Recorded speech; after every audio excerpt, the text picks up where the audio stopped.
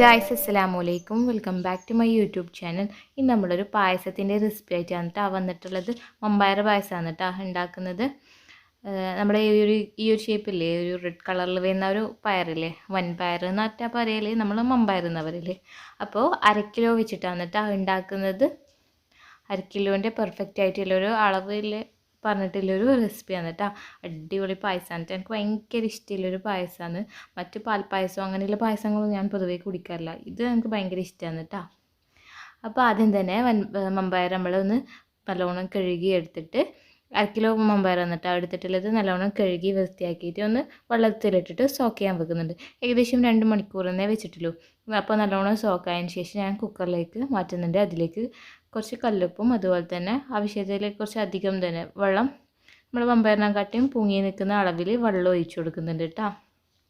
വെള്ളം കുറഞ്ഞാൽ നമുക്ക് അടിക്ക് പിടിക്കുന്ന പ്രശ്നം ഇല്ലാണ്ടിരിക്കാൻ വേണ്ടിയിട്ടാണ് വെള്ളം അധികം തന്നെ ഒഴിച്ചെടുക്കുന്നത്.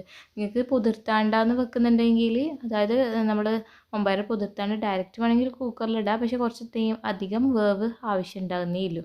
അപ്പോൾ ഇത് നല്ലോണം പുതിർത്തിയോണ്ട് തന്നെ ഏകദേശം 4 വിസിലടിക്കുമ്പോൾ തന്നെ നല്ലോണം വെന്ത് കിട്ടുന്നുണ്ട്. ഇല്ലെങ്കിൽ അതിൽ കൂടുതൽ എന്തായാലും വിസിലടിക്കേണ്ടി വരും കേട്ടോ. അപ്പോൾ നമ്മളെ മമ്പയറെല്ലാം ഒരു സൈഡിൽ നിന്ന് വേവുന്ന ടൈമുണ്ട്. നമുക്ക് ഇതിലേക്കുള്ള ശർക്കര ഒന്ന് ഉരുക്കിയെടുക്കാം കേട്ടോ.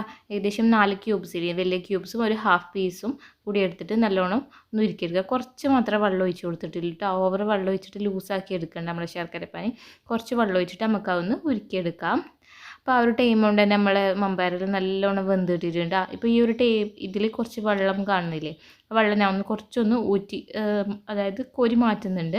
പക്ഷെ അത് പിന്നെ നമുക്ക് ഇതിലേക്ക് ആവശ്യത്തിനനുസരിച്ച് നമുക്ക് ഇതിൽ ചേർത്ത് കൊടുക്കാം കേട്ടോ. മരക്കൊന്നും വേണ്ട, നോക്കിയിട്ട് നമുക്ക് ഇതിലേക്ക് തന്നെ പായസത്തിലേക്ക് നമുക്ക് ചേർത്ത് കൊടുക്കാം. നല്ലോണം വെന്തിട്ടുണ്ട് കേട്ടോ. ചില ആളെന്ന് വെച്ചാൽ ഓവർ വേവിക്കാത്ത രീതിയിലാണ് പായസം ഉണ്ടാക്കില്ല. അപ്പം ഭയങ്കരമായിട്ട് നമുക്ക് ചവക്കേണ്ടി വരും. ഇത് നല്ലോണം വെന്തുകൊണ്ട് തന്നെ നല്ല ടേസ്റ്റിന് നല്ല പായസം കുറച്ച് നല്ല തിക്കായിട്ട് കിട്ടുകയും ചെയ്യും ഇങ്ങനെ ഉണ്ടാക്കുന്നുണ്ടെങ്കിൽ, നല്ലോണം വേവിച്ചാൽ കേട്ടോ. പക്ഷേ നല്ലോണം ഓവർ വെന്ത് ഉടയാനും പറ്റില്ല. ഇത് നല്ലൊരു കണക്കാണ്. കുറച്ച് സമയം പുതിർത്തിയതിന് ശേഷം ഏകദേശം ഒരു 4 വിസിലടിച്ചാൽ തന്നെ നല്ലോണം വെന്ത് കിട്ടും.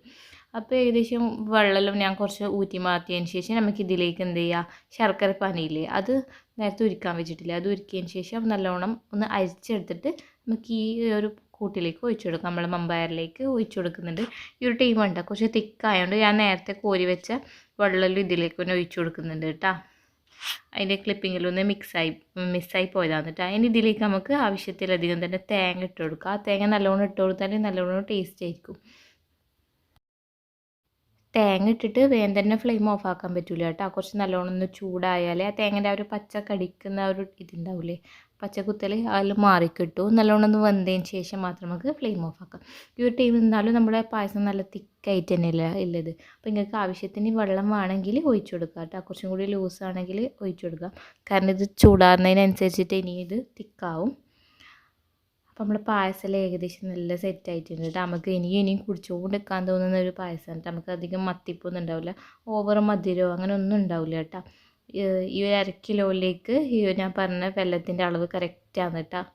ലാസ്റ്റായിട്ട് ഓപ്ഷനിലാണ് കുറച്ച് ഗീയും കൂടി ഒഴിച്ചു കൊടുക്കുന്നുണ്ട്. ഗീ ഒഴിച്ചു കൊടുത്താൽ നല്ല സ്മെല്ലായിരിക്കും, നല്ല ടേസ്റ്റും ആയിരിക്കും കേട്ടോ. ഓപ്ഷനിലാണ്, വേണമെങ്കിൽ മാത്രം നിങ്ങൾക്ക് ചേർത്ത് കൊടുത്താൽ മതി കേട്ടോ. അപ്പോൾ നമ്മൾ അടിപൊളിയായിട്ടില്ല മമ്പയർ പായസം റെഡി ആയിട്ടുണ്ട്. അപ്പോൾ നിങ്ങൾ ഇതുപോലെ ഉണ്ടാക്കലുണ്ടോയെന്നൊന്ന് കമൻറ്റിൽ അറിയിക്കുക കേട്ടോ. വീഡിയോ ഇഷ്ടമായാലും ലൈക്ക് ചെയ്യുക, ഷെയർ ചെയ്യുക, സബ്സ്ക്രൈബ് ചെയ്യുക. റെസിപ്പീസ് ട്രൈ ചെയ്ത് നോക്കിയിട്ട് അഭിപ്രായങ്ങൾ നിങ്ങൾ കമൻറ്റ് ചെയ്യുക കേട്ടോ. അപ്പോൾ വീണ്ടും മറ്റൊരു വീഡിയോസായിട്ട് വരുന്നതിൽ ഓക്കെ, ബൈ ബൈ.